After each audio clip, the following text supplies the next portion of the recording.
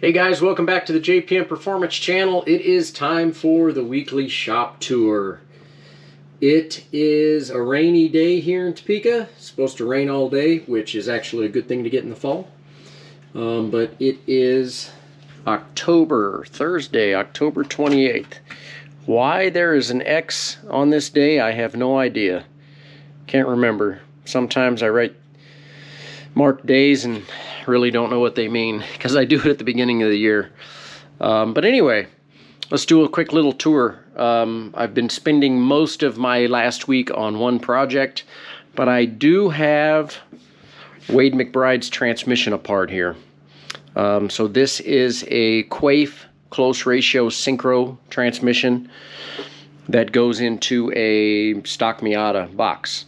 So fortunately, all of the gears look good, because right now it is nearly impossible to get anything from Quaife over in the UK. It's been that way. They've always been bad, like always been bad.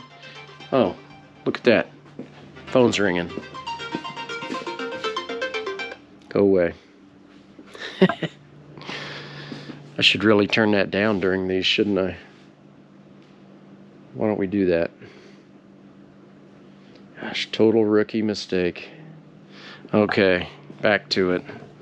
See, I can't remember everything. What I was saying was, Quaife has always been bad when it comes to providing parts. Like for the last 15 or 20 years that I've dealt with them, it's always been a problem to get parts from Quaife.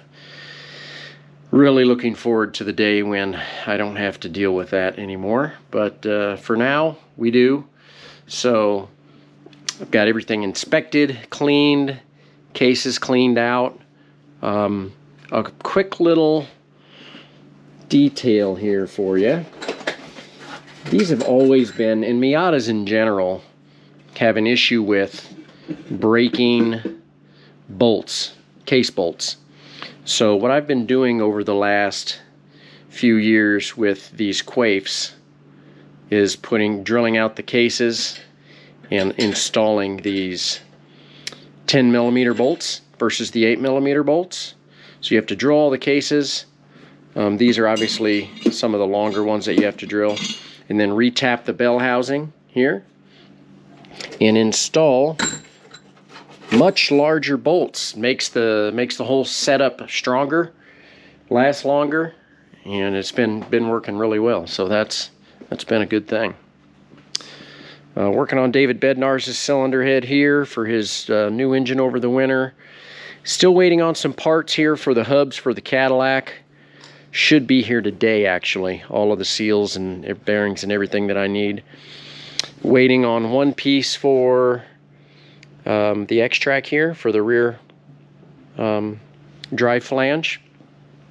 But here's what I've been working on really pretty much for the last week. So if you've been paying attention, you know that we've got a 2019 Mazda Mx-5 here, and we're shoving this LS3 engine into it. So a lot of little details when it comes to these.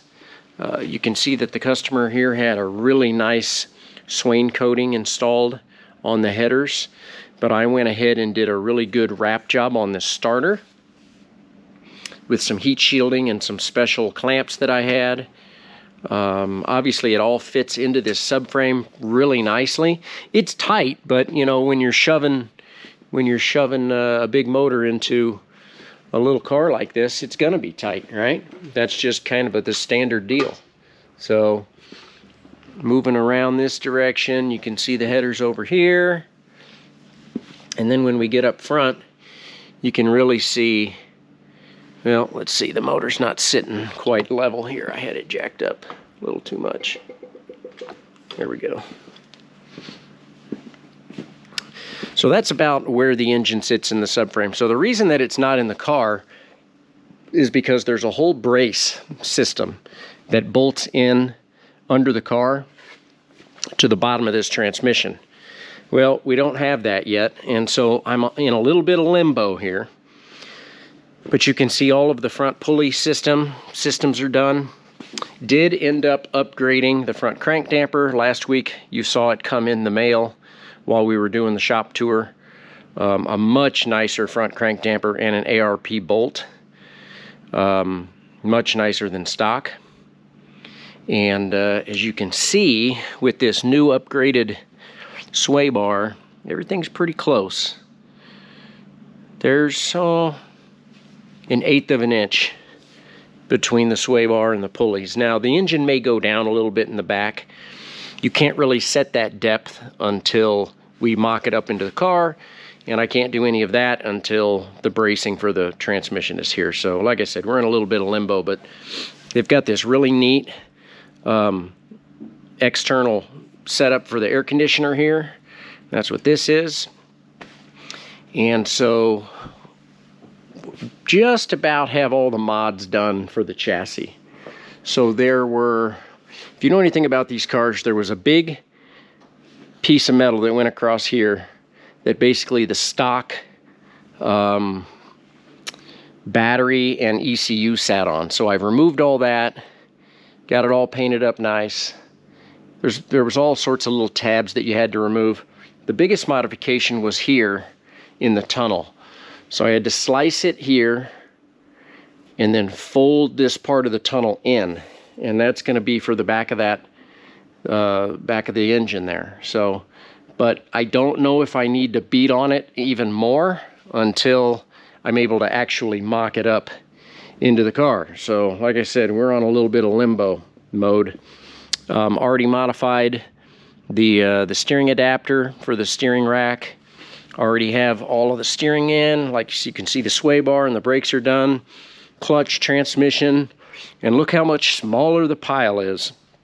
So the pile's basically been whittled down.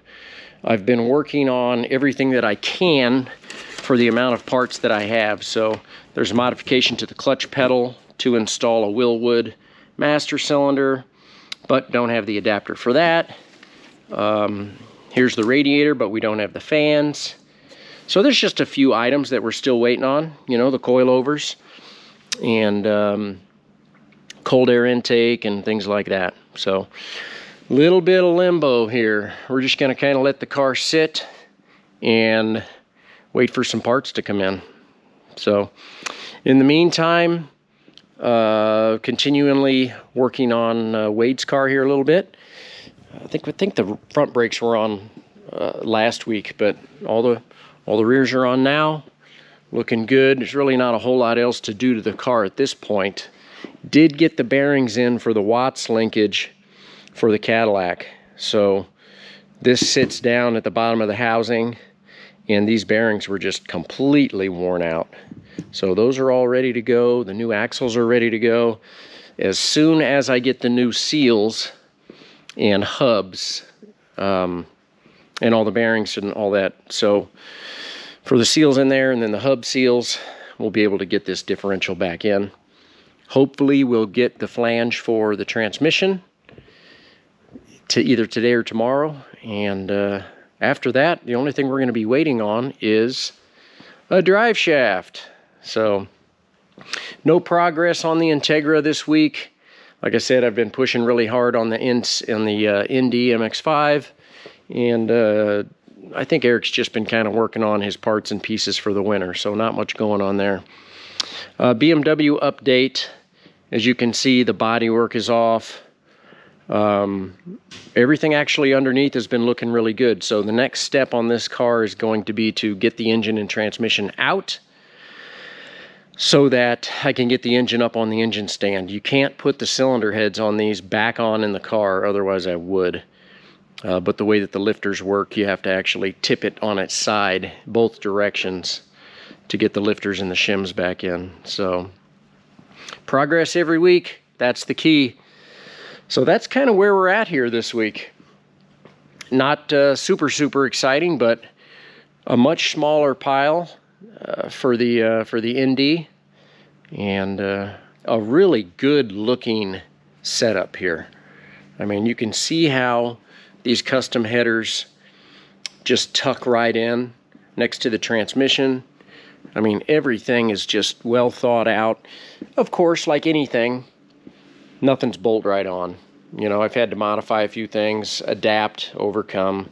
That's kind of standard. for any project like this, but what a nice looking setup, you know.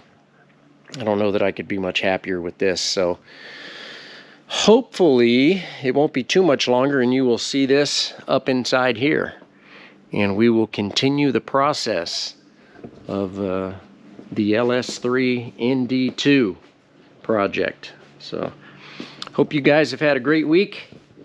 I certainly appreciate you watching, and we'll keep up the updates. All sorts of stuff going on, lots of engines, lots of transmissions, all sorts of stuff rolling through the shop this winter. So have a great rest of your week. Thanks for watching. If you want to make sure that you see these every week, make sure you hit that subscribe button and get notified. And there will be, as always, more videos coming down the pipe. If you have any questions, hit me up down below with any questions you might have, and happy to answer any and all questions about this video or any other topic you'd like to discuss. So should have the winners announced for the t-shirt and sticker contest, which was basically just subscribers within the last week or two.